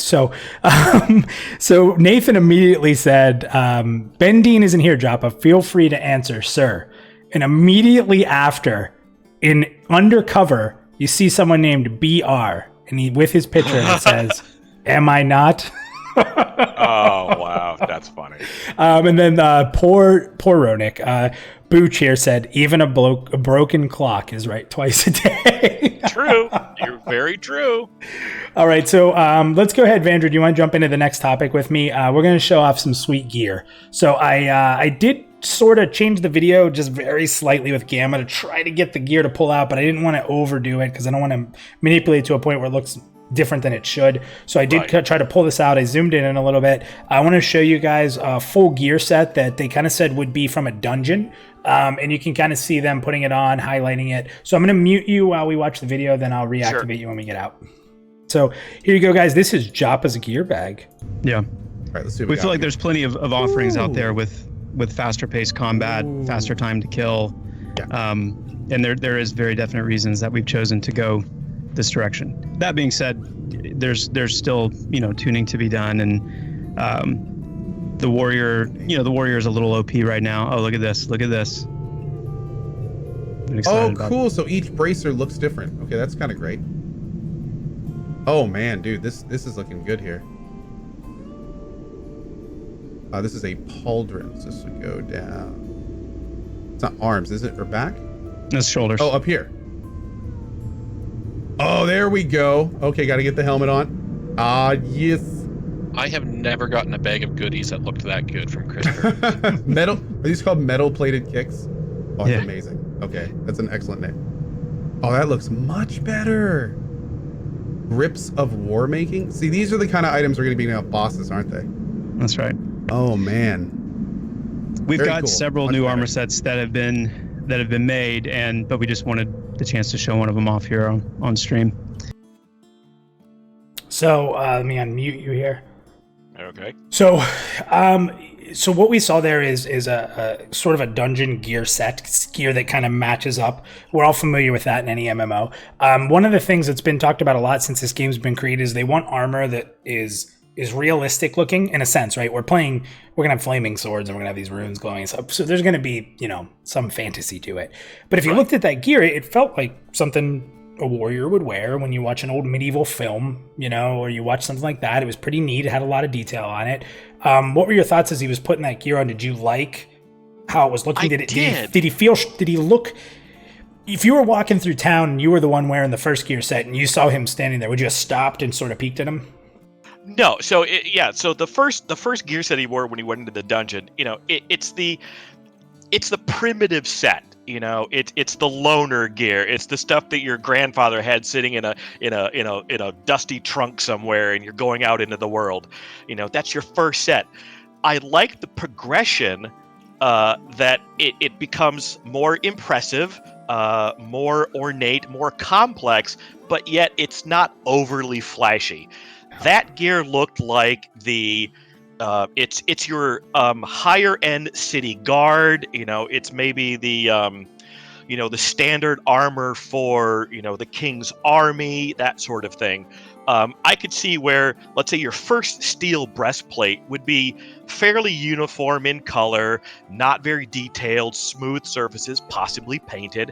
And as you move on, you get some filigree work, you get some different rolled edges, you get some more, greebles and a few things here and there, so that as you go through, there's a natural progression up until the point that you start seeing, let's say glowing runes or other, visual effects that aren't super overwhelming. Yeah, it looked really good. Awesome. And when he had the full gear on, I was like, that's a warrior right there. That's the look that you want. So Vandred, we had a special guest just join into chat. We have Ronik. Ooh. Guys, we have plenty of time. We're going to get to everybody in the green room. So what do you think, Vandred? Should we show one more time? Should we show Ronik bringing the thunder? Okay, yes. I'm going to mute you, Ronik, since you're here. We talked about how everybody wants to show videos of you dying, but you showed something different in this stream. So let's go ahead. We're going to show this one more time. I muted you. We are going to go. Here is Ronik bringing the thunder. I'm gonna bring down the thunder. All right. Just don't. I got an interrupt ready to go. Look at that health meter. Look at that health meter just going down. Comboing fire spells. Do it. Look at all those dots on him. Oh, he's not going to do it, is he? Do it. Do it. Ah, now he's dead. Dang it. I was so... So there we go. There's the new Ronik. It's not about deaths anymore, right? Right? It's about bringing the thunder. Bringing the thunder. Dropping, that's like ice. That reminds me of the first time you saw a wizard cast Ice Comet. Yeah, exactly. That's a fireball from hell coming I remember down. that. I remember that moment because I did play a wizard. That was my first character before I switched to monk. And Ice Comet. Oh, yep. It's like, until Veleus. Crap. Once you were in Veleus or Veleus, however you want to say it. Once you were there, it no longer did anything to anybody. So you kind of gave his ruin. But awesome. So Vandred, awesome having you on. You want to change that meter at all, or you want to leave it cranked to the roof? I've been a rather vocal critic the last couple months. I've been fairly, blunt on my criticism, and I can say that this stream ticked all of my boxes. I was looking for a lot of specific things: the spell effects, the improved animations, the updated weapons, the updated gear, the climbing, the atmospherics and ambiance of the zone. All the boxes got ticked, finally. So, yes, please leave it right where it is. And Vandred, I love hearing you hyped up, man. I love it. So thank you for coming on the show, man. Yeah, thank you for coming on the show. I think we all had a great time. Yep, take it easy, man. So we're still going to get Hoye, you're coming in. Solier, I'm not going to pronounce that right. Solier Elera? Maybe? That might be close. Underrated Noob and Lexer, we're going to get you guys in. Not in that order. Lexer, you're going to be next. Then we're going to bring in Hoye. So Lexer, if you're ready, go ahead and unmute your mic and let's get your headset off and bring in. What is up, sir? How are you? What's going on, brother? Not much. Hey, we've talked about a lot of things. We've talked about Ronik's badassery twice. We've talked about climbing, shield block, perception, buffs, scouting, gear. I want to show one more thing about gear, then I want to give you a chance to chat about some of the stuff we've talked about. So if you guys didn't get to see this, This was interesting. This was brought up within the Pantheon Plus community. I do not want to take credit for it. Some of the people were talking about it. I didn't notice this as I was taking my notes. But let's go ahead and look at this. This is a still image I'm going to bring up, so no need to mute you. But this is one of the items that dropped. It is a forgotten walking stick, right? So a caster, no drop. So there will be no drop items in the game. What are your thoughts on that, Lex? Part of me is happy to see no drop. Part of me is I've been playing on an EverQuest simulated server that has a very loose rules, and they don't have no drop items. And it has been a little bit refreshing, but I've always felt that it kind of takes away some of the meaning or specialness to the item. So I'm actually very, very happy. Yeah, it has to be a nice mix of it, right? Yeah, I mean, I know they're going to take steps to somewhat prevent twinking. Yeah. Where your skill's going to play into the weapon as well. Right. I can't count how many twinks I've done in EverQuest or in WoW that have been worth, just astounding amounts of in-game money. Yeah. And just for the sake of, I'm bored, let me do something new, and I didn't want to play the intro levels. I don't think that particular problem in my case is going to be an issue with Pantheon because it just has to be a good mix. Yeah, I mean, it's got to be able to keep my attention. It has to let me go on an adventure, And with most of the past MMOs, there's always been an adventure at first because it's new and it's shiny, but you very quickly lose the novelty.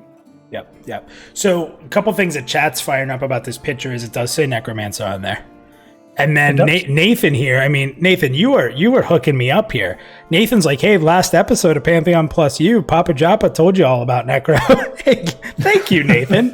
Thank you, buddy. He was on the show too, so little self-plug, but I'm going to take it. That's good stuff. So, Lexer, I'm going to go ahead and jump back to the main screen here and turn this off. So we've talked about a lot. What stood out for you? How are you feeling about the stream so far? We got a couple more. I'm going to actually have you sit here on the thing I'm going to rant about the most. You're going to have to be the one to suffer through that here, the next video we show. But before we do, what are your thoughts? How are you feeling? And what stood out to you out of the things we've talked about? I'm very happy with the progress that I'm seeing both visually and like the audio. I'm really enjoying the UI. I was worried that it might be a little too flashy for my personal taste because I am a minimalist, fairly bare bones minimalist. Yeah. But that comes with tanking. I will say, to defend Cohh a little bit, that the man is an enchanter. Don't expect him to tank at a senior tank level. But I feel he did a respectable job. So what you're saying, Lexer, is your positioning. Lexer, maybe in the future, maybe toss me or you a bone, right? I mean, we're experienced. We can run the group. We can call out CC. We can tell the rogue to go scout, right? We maybe take a little control, maybe? A lot of people, actually, I know certain people are going to really want to hurt me for this, but I'm going to say that, I've already played. I've already streamed. Yeah. Someone else should go. Okay, thank you. I appreciate it. Yes, I will accept that. No, I'm kidding. But yes, I would really love to see a warrior in the hands of a more proficient tank. Yeah. Not to say anything bad about Cohh, but just to see its real potential.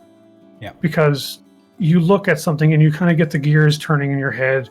I mean, I see the warrior and I'm sitting there going, okay, I should be watching this. I should be doing this. I need to do that. I got yelled at in the Cohh chat because whenever they climbed up and Joppa took them in the corner and they started fighting, I put in all caps, take them into the corner, like take the mobs they were fighting into the corner. And the Cohh chat yelled at me. It's like, stop talking in caps minus. I'm like, oh, geez, sorry. The funny thing is I was watching it with Yarn. And he kind of laughed because the first thing I was like, son of a bleepity bleep, just pull the bleepity things into the bleeping corner. And you got to turn so you can see the patterns. That's the big thing for me. That's the thing, because it's a part of tanking. It's the things that you learn over time. You have a very limited work area, so you pull it to the back of the group where there's nothing that's coming from behind you. You watch the group. So if a caster takes a step back and gets in the radius of a pather, you can pick it up. But that's experience. I'm not going to hold Cohh to a super high tank. Yeah, no. Listen, I love Cohh to death. I think he's an amazing ambassador for us. I think with not only his crowd size, but his positivity and his excitement. But like you said, he's an enchanter. Let him be an enchanter. Right. Let's get a commander in there. with what I've seen of the warrior, I'm starting to get this nervous itch in the back of my brain. To take you away from Dire Lord, maybe. A little bit. I'm worried Mm. because I see all of the mitigation, the stacking of mitigation for the warrior and the shield block. And then they start talking about shields that can reflect spells, and they're going, "And what the hell is the point of the Dire Lord?" So you liked the You're not shield saying block to VR, stuff? but more saying to myself. Yeah. Because magic, brother, magic. That's the thing. Dire Lords are all about skinning that mage. Yep. And if you're reflecting spells, is it a percentage? They said it was a chance. It wasn't. Right. Yeah, it's Okay, probably. I missed that. Yeah, they did say it's a chance depending on the element, depending on the gear. So it'll be a chance to reflect. It's not something you can actively do. So yeah, it depends on the numbers, but I can feel a little bit better about that. Booch just But, said, Lex, Chris Perkins said straight up the warrior was OP currently. Oh, I know. That comes with balance. You always start a design off either underpowered or overpowered because you just don't know, and then you got to work it and tweak it. You know, and who knows what's going to happen and where we're going to be when we're all playing our classes. But at the same time, I definitely feel like a Dire Lord will have the DPS edge over both the other tanks. This is true. But another thing that has me a little jealous is that freaking plate armor. Being a career tank, I've always worn plate. That chases me away from Dire Lord quite a bit, having mail armor. And I hate that. Here's something I would change. Rogues should only wear leather. The rogue in mail, I can't stand it. Anyway, okay, I'll go off about rogues another time. We'll do a whole rogue stream. I can kind of agree. I can kind of agree with that. I'm just hoping that I don't look. I mean, my brain keeps going back to EverQuest. Yeah. All right, well, hey, let's jump into this next topic because I want to make sure we get everybody in. I'll stay a little bit longer, no problem. This one's a big one for me. I'm going to mute you so that there's no echo, so I'm going to do that now. But this is a massively huge topic for me. This is where I will sort of take a stand and say this needs to happen. I mean, I'm going to play the game anyway, but this is something super important to me. So let's go ahead and watch this quick little piece. Now I'm noticing I have more skills. Like there's a couple skills in my skill book that I'm not able to use. Multiple hotbars. What are you guys thinking with that? Yeah, so the limited action set is something that we've been talking about for a long time. We want combat to be strategic. We want you to think about kind of your loadout, so to speak. In these streams, we're moving relatively quickly through the content, and but in actuality, we want players to take their time to be a little bit more thoughtful. But at the same time, limiting the hotbars has also proven to be a bit of a design challenge and a concern for us as well in terms of the long-term viability. And so, and some of that is because, for example, if you've got clicky items and you've got consumables, things like that, then where do you essentially run around with your inventory open, just so you can have access to those things? And so we're considering a few different options for how to revise that approach to where, one way would be retaining the limited action set, but then having a secondary hotbar for things like buffs and utility items and things like that. Or it could be just, opening up the hotbars and kind of going with a more traditional non-limited approach. So we just haven't landed on a final decision on that yet, but definitely need to get something in sooner rather than later. All right, so you're unmuted. I'm going to let you talk first because this is a big one for me. I don't know if you care as much. What were your thoughts on what was said there about the limited action skit? Where did you stand? Where do you stand on it? I'm gonna actually say this, designer to designer. I think opening the bars would be a mistake. Not necessarily in terms of accessibility or anything, but just for what makes Pantheon unique at its core. The tactical, methodical gameplay. The limitation does need to exist. What I think I might suggest, if I were a part of the team, or if someone were happen to be listening, actually put any weight to my opinions, because that's if even on my end. possibly have 2 other hotbars, not full hotbars. Like, we'll use an example for a warrior. Say you have 4 banners, okay? Well, give them another hotbar that sits on top of the main one that has 2 or 3 slots. What if it's just one banner. button that you can click through and pick a banner, and then Maybe. that's during combat, that'll be the banner you use, and then you Maybe. can just kind of... There's a lot of ways that you could approach it. Like, personally, I like to see my options, because sometimes with all the icons, I just forget what they do. Yeah. Or my brain just decides to fart. And I would have, say, a 1 or 2 button hotbar that is just for consumables or clickies. You call it a belt bar or something. Yeah. You know, there's lots of ways you can justify it. But that way, you still have the extra real estate for your primary abilities, but the things that are important to you, your class, are still have their own room. Like the banner example, if you had 2 buttons for your banners, nothing but your banners could go there. Banners are fairly iconic to the warrior. So a warrior without a banner just kind of feels like a guy in a tin can swinging a sword, which, yes, I know is a warrior. I mean, that's just my suggestion, because having 2, 3, 4 hotbars, I think, would actually go counter to what makes Pantheon special. I'm going to pull a Ronic. And I'm not going to die. I'm going to bring the thunder. You're going to yell at me? Not you, no. I'm not going to. I'm going to try not to yell at all. So one of the big things that drew me into Pantheon was the limited skill set. Now, I understand a lot of things that are brought up. First, I think that having the designation of out-of-combat and in-combat abilities is very important. I think that out-of-combat abilities that can only be casted out of combat should have their own bar. You could use that for clickies, consumables, whatever you want to do. And like buffs, don't allow buffing in combat. So you have to be prepared for a fight. If buffs are running out, you have to be smart enough to do that. That's strategy. You know, if someone dies, you're not going to get that buff until after the fight if you're rezzed. So those types of things can be out of combat, and then you can have in combat. But as far as in combat, if we have access to all of our abilities, that is a huge... And listen, I'm a nobody. I'm not a developer. I'm just a fan. I'm just someone who's played a lot of MMOs. If we have access to all of our abilities, I think that will take a huge hit on what will be capable within Pantheon. And hear me out on that. So I'm going to use Shaman as an example in this, in my talking point.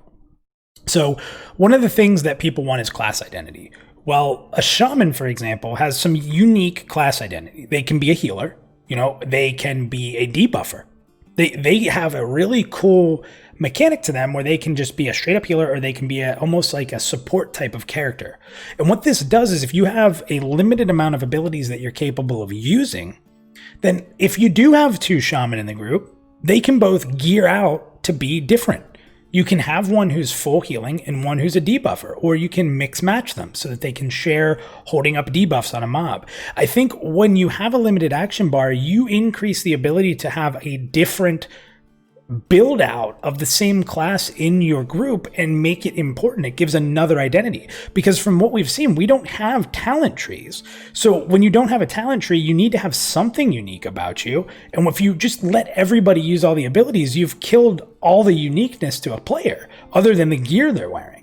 I think that if you have a limited skill set, number one, we all know that every class can benefit from all the stats. It's a little different than other MMOs. You may want charisma for a certain ability. Well, if you're not using that ability, you're not going to use the charisma gear. So now if you have a limited action set, you can actually build out a gear set for a set of 10, 12 abilities, whatever you end up using, and you've now created a build or maximized what you want to play as. It gives you more options. I know a lot of people don't think that to be the case, because you're saying you're getting more options by having less options. Yes, you are.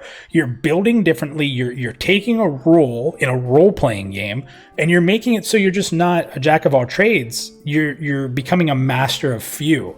And I just think that is massively huge for me. Take the buffs out of combat, your reses that are out of combat, different things, you can put those on a bar, I don't care, but we need a limited action set so we can be a custom player, we can play our role, and we can have that identity. I think that's a huge part of class identity. So when I heard that they were still considering, I'm a nobody, I'm going to play this game anyway. I love what you guys are doing. I love Visionary Realms. I love Pantheon. I'm super pumped to play it more than anybody, or at least as much as anybody. I'm not saying I'm not going to play the game, but this is a huge one for me. I really don't want to see everybody being able to use all their abilities. It just doesn't. It's not what I envisioned Pantheon being. So rant off. I hope I haven't caused everyone to hate me. But that's my view on it. I couldn't agree more. And again, just Shaman just is an easy one to pick out to why that can be important. But imagine if you had a warrior who was maybe a little more DPS geared, and you had a warrior tank, and if needed, he could grab some aggro for a couple seconds, but he's going to help with DPS. I mean, there's just so many options with building and exploring a character and capabilities by different gear and different loadouts that I just think are super important. So, so it says here that Hoye has a strong opposing view. So Lex, do you want to move that meter or not? I'm going to put it down a little bit. Ooh. But here's why. Okay. Needs more Dire-Lord and needs more Scar. Oh, I'm going to move it down barely. Just a smidge, like a hair. Look, you can kind of see. Because we're going to have someone else move nothing is perfect unless there's a Scar Dire-Lord. Oh, okay. Well, as long as there weren't any elves, so that's positive. Lexer, thanks for jumping in, man. I'm going to get Hoya, you're up next. If this is a topic you want to talk about, we're going to bring you up. So I'm going to drop you down. We'll bring up Hoya. We are still going to get to underrated noob, and we're still going to get to Solier. So, Hoye, here you come. What's going on, Hoye? How are you? Hey, how are you? Doing good, man. Doing good. So it seems like you want to jump right into this topic. If you want to do that, let's jump into this topic, and then you can jump back into some of the other stuff too that we've talked about, whether it's climbing, perception buffs, Ronick being a badass, whatever you want to do. But since this was a topic that you're strong on and have a different opinion than me, I'm going to give you the floor. Why don't you tell us what your thoughts are on this? So I can definitely understand where you're coming from. You can split up different roles. For me, my biggest thing about limiting skills is there's really kind of two main points. The first one is that it creates a meta. You may have, let's use a warrior for example. You may have a tank warrior and a DPS warrior, but those builds are going to pick the same skills no matter what. They are. So a tank warrior is going to pick, at least 10 or 11 skills that are the same that he has to have to be a main tank or whatever.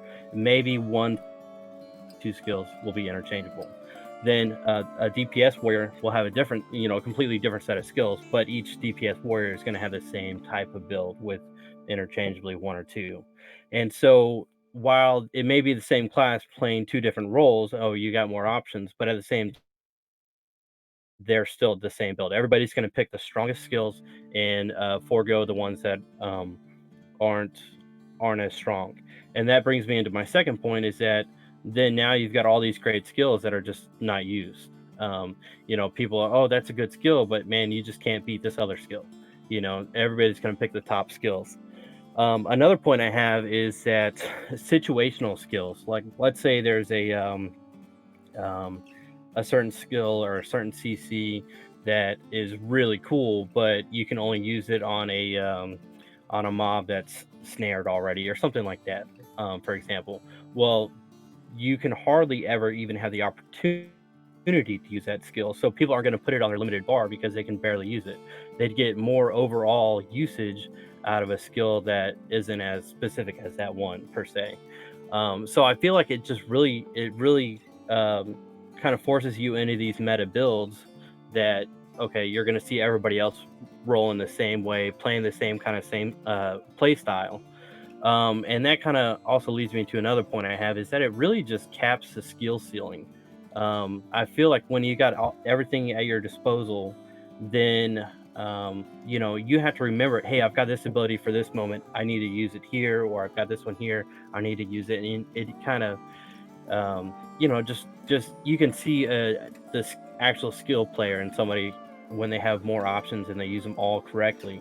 And I mean, we're not talking about fast fingers here, first person shooter. I saw the combat, it's not fast, which I think we all kind of want, majority of the community. Which I'm not sure if this is just a pre-alpha thing they haven't smooth. Oh, sorry, Ken. I'm sorry, I had you muted, so I mean, Good choice. I may have been talking over you the whole time. No, you're good. That was the only time I talked. You're good. I noticed in this recent stream, which I'm not sure if it's just pre-alpha thing or whatnot, but I noticed there was a time where like the whole group, all 6 people and the mob, they were just kind of standing there, not doing anything. And there were brief moments here and there, but I kind of thought it was like nothing was going on. I don't know if that's just a lack of, I don't want to say skill per minute, but it just seemed like it was just kind of stagnant.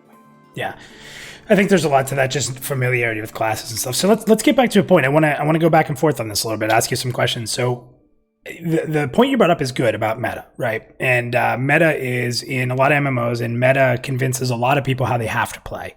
And I'm totally against that. I'll give you an example for those that played WoW in Legion. I played, not in Legion, in BFA. Through the first raid, I played a warrior tank. Warrior tanks were the lowest played tank. They had a 1% or 2% heroic kill rate in the heroic raid, and there were 0 of them in Mythic. So they were considered extraordinarily underpowered. And if you went on and read any of the guides of that 2% that played, they all had pretty much the same abilities, similar to what you say. And I did clear it as a warrior. Was it harder than being a Death Knight? Yes, without a doubt. But I did it changing out my abilities. I did it not playing meta. The people that were playing meta struggled. I use an ability called Ravager. Again, I'm kind of going off on abilities people may not know here, where you throw this thing down on the ground and it gives you this momentary armor and evasion, blah, blah, blah, blah, blah. And nobody used that skill. It was rated. If you went to any websites that told you how to play, or you had a theory crafter trying to tell what mid is, they rated it like absolute 0 on all this. Like, don't ever use this, it's horrible. And I used it, and that's how I was able to be one of the 5% that were able to clear heroic, because I knew my class. And a lot of people are going to go out there and tell you this is meta, but if you experience and you learn your class, you don't need someone to tell you what it is. You can try things. So that's my first take on meta. I agree with you on meta. I'm not a huge fan of it. Here's the thing, though. Do you feel like opening up all the skills is really going to have a difference? Because any meta I've ever seen, even if you have all the skills, you're still just going to pick the 10 that they think are the ones you should use. So do you think opening it up will really change that? I think it's got to be opened up at least some. I would be okay with having it limited, but it definitely needs to be opened up more. Now, as far as changing stuff, I think it would. Yeah.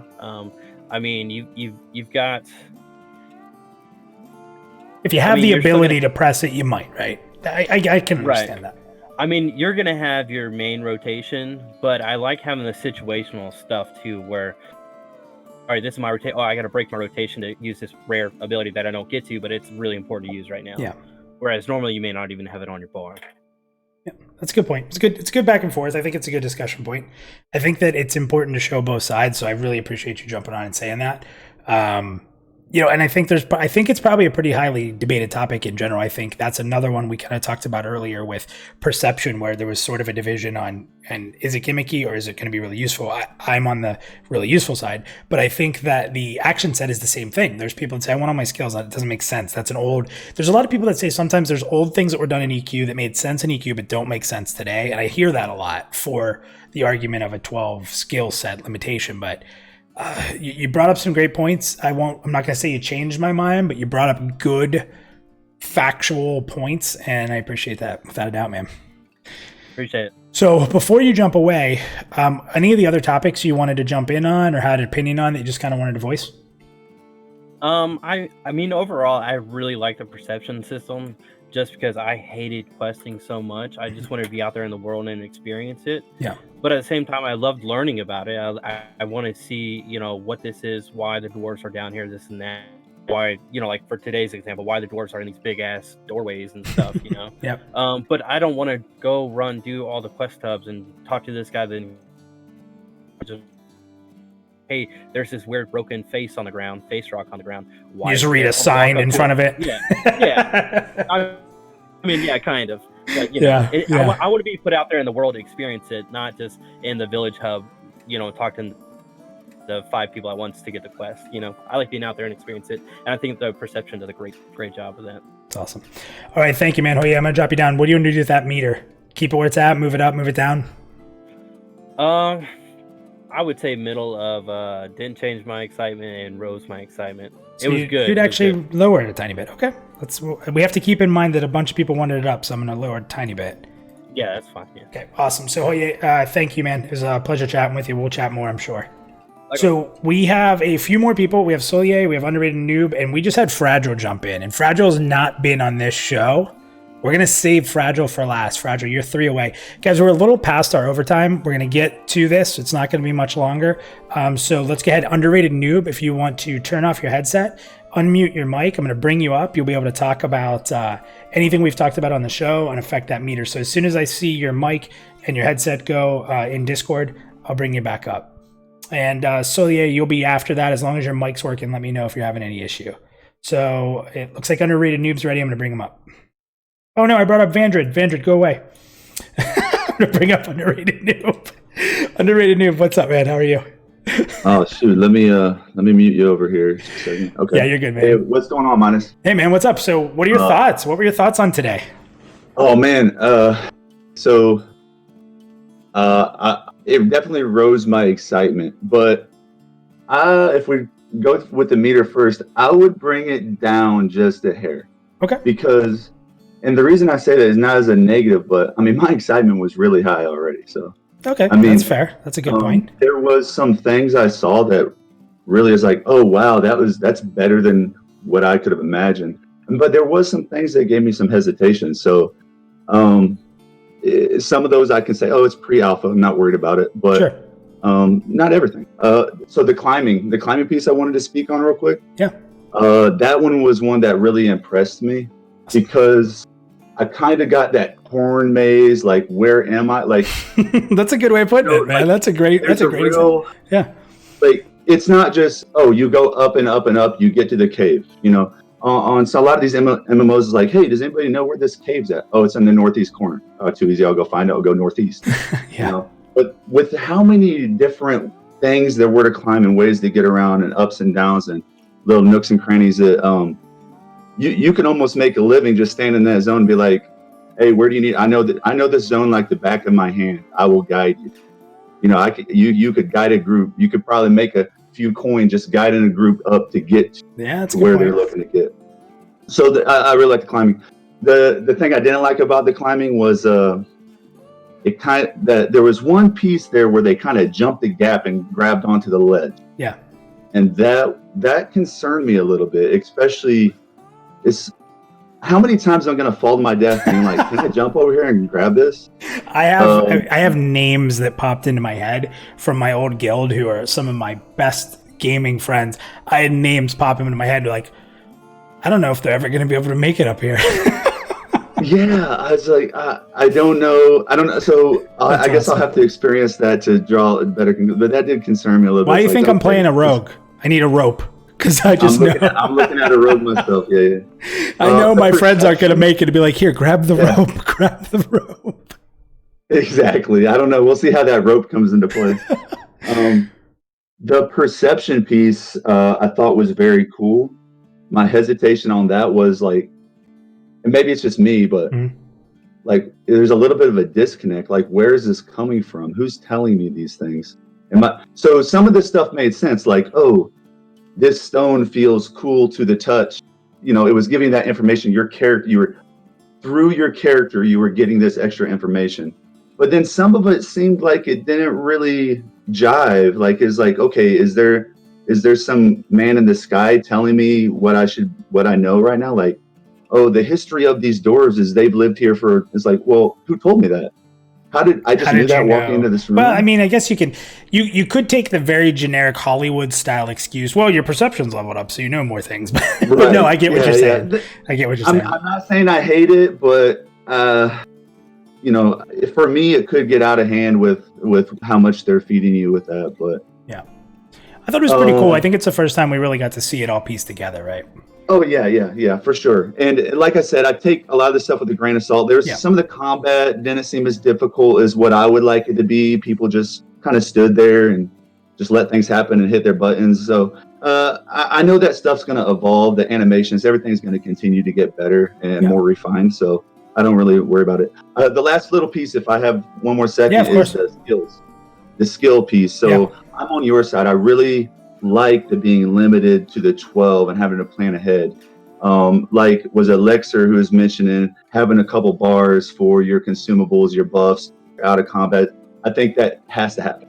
Yeah. I think that has to happen, or else, you know, there's going to be too many things that never get used. Or how, so my thing with it, to take it a step further, is I'm the type of person like you.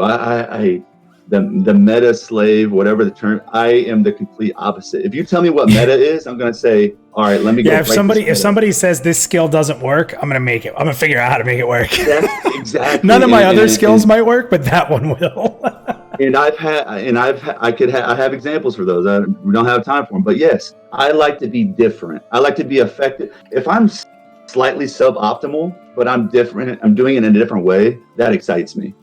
Yeah. But that being said, I like the 12. What I think would be great, something I would like to see, is how easily can I switch between presets? I need presets. Macros. There's got to be macros. There's got to be macros. However, you give me 5 presets or 10 presets, whatever. I'm the type. If I'm tanking, I'm the warrior.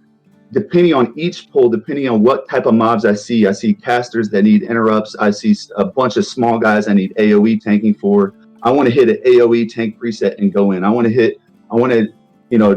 full mitigation because this dude's huge and I just need a tank and spake and I need max survivability. And I want to be able to switch those out of combat on a win, like very quickly. We just had a great comment. Corey Mason said, same, I hate meta.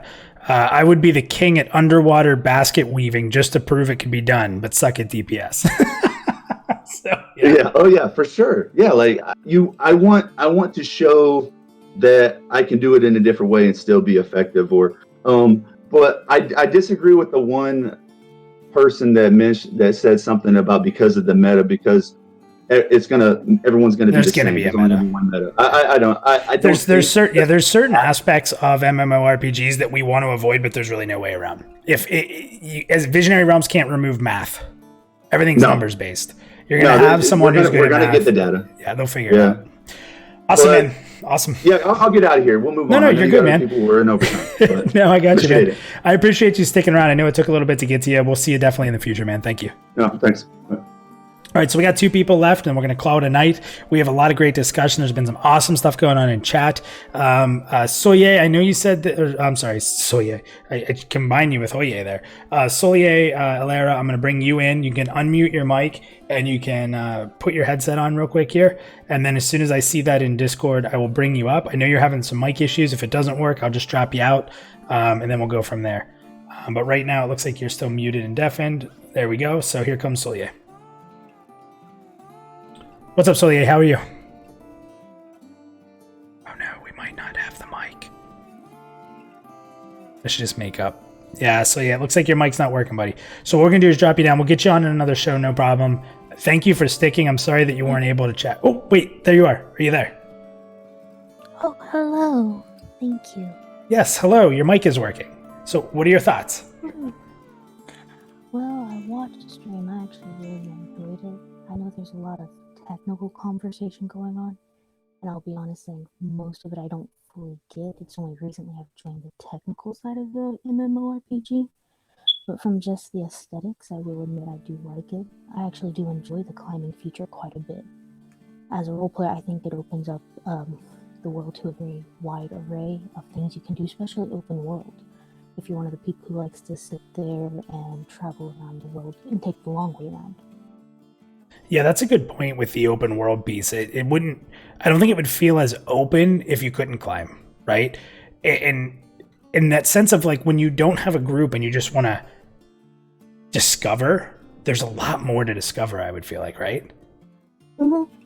See, I'm one of those people who, when I'm in a game and I get bored, I will sit there and I will climb objects.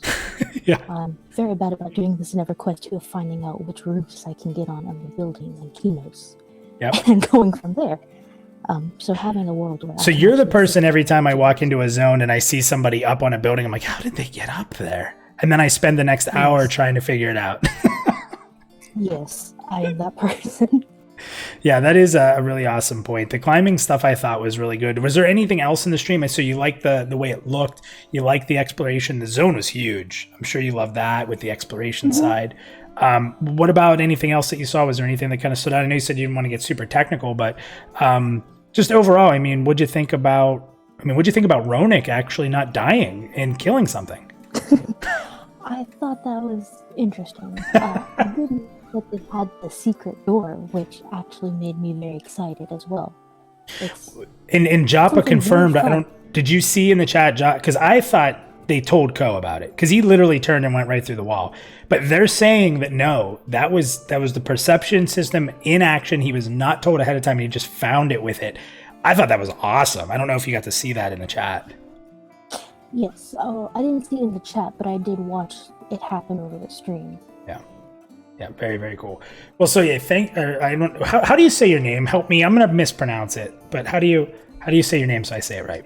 Well, I believe it's pronounced Soleo Ilara. Okay. I'm not entirely sure myself. I know the last one, but not the first part. All right, good. So I will probably call you Alara, because that part I can get right. So sounds good to me. Thank you for sticking around. Thanks for taking part in the green room there, and thanks for jumping in live with us. I appreciate it. We'll see you again. You're welcome. See ya. All right. So now, guys, this is it. This is the last person we're going to have on. We're about 15 minutes over.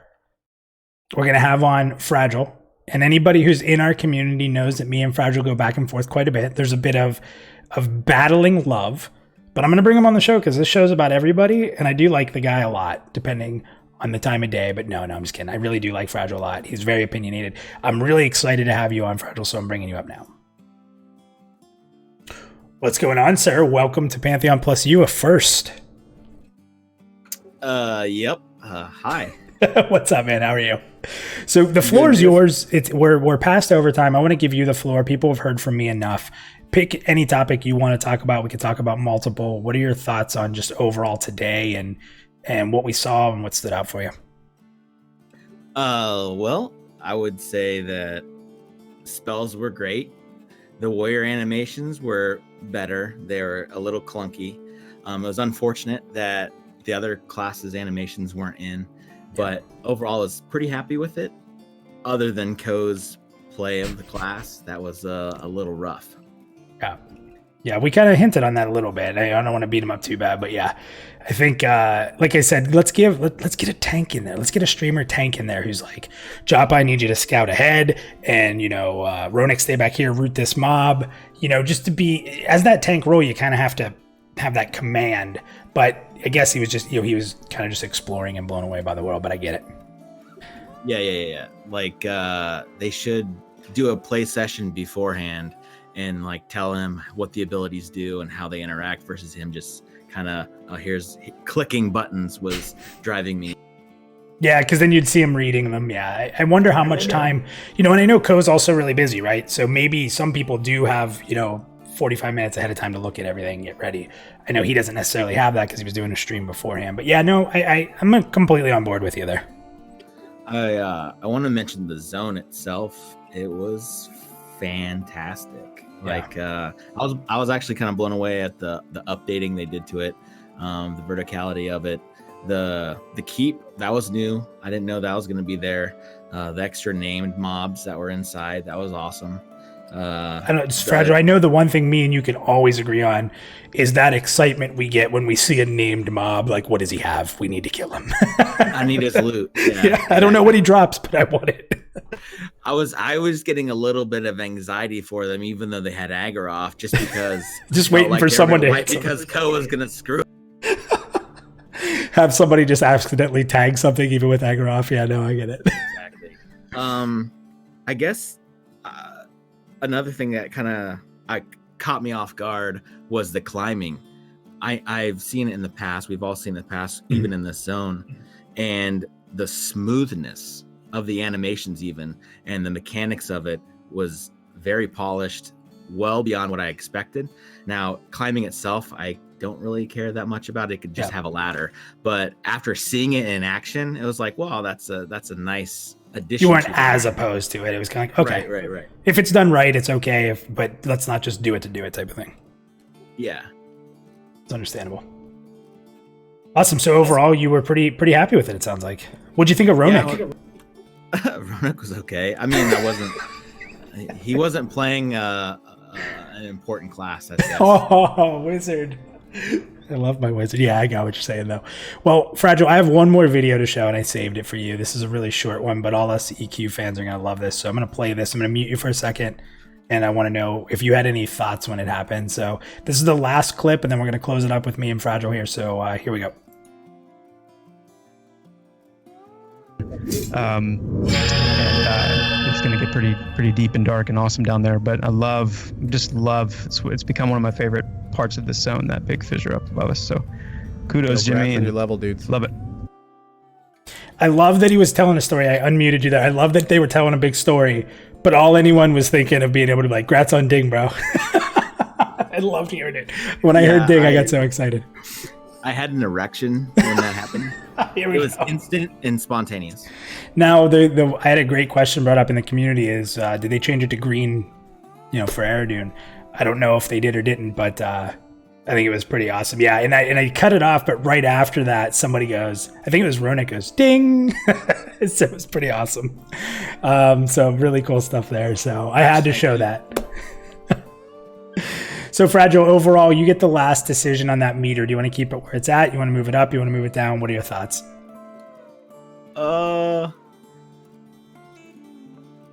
Let's going way high. You're taking it up? Oh, Fragile's taking it all the way up. I love it. Thanks for coming on, Fragile, man. I love chatting with you. I know we bicker and battle, but that's what it's all about, man. That's what passion is. Let's do another stream when it's shit and I can talk. Yeah, there you go. And we'll have you co-host so you can just complain and belittle me the whole time. That'd be great. All right, Fragile. Thanks, man. I'm going to go ahead and close this up. Thank you for coming on at the end of the stream here, and I'm excited that you enjoyed it, man. Take it easy. All right, guys, so that's it. We stayed 20 minutes longer than normal. I do apologize for everyone who wanted to hold it on. I know some people had to go. We don't want to make it a habit of going longer, but it was an awesome green room tonight, and we really wanted to get everybody that we could in. There was a lot of great topics, 10 different topics we discussed. We discussed climbing, shield block, perception, buffs, Ronak, scouting as a rogue, gear, the no drop, action sets, and of course, Ding. So I do want to thank everybody. Awesome community tonight. The chat was crazy. The green room was awesome. I didn't have a guest host. I'm not always going to have one. Sometimes I just want to open it up to the community. We'll do it from time to time where it's a solo one like this and we just focus more on the green room and more on the chat. But I'll leave it with this. We'll close it up with a little Ronak. One more time. Bring in the thunder. And thank everybody once again. And if you haven't seen it, check out the Why Pantheon video. We're about to hit 1,000 hopefully tonight. Spread the word, Why Pantheon, because we need it, we want it, and we deserve it. So here is closing out the night with a little Ronak love. I'm gonna bring down the thunder. All right. Just don't. I got an interrupt ready to go. Just straight on the outside. Let's go. Do it. Do it. Do your heel. Do it. He's not gonna do it, is he? Do it. Do it. Ah, now he's dead.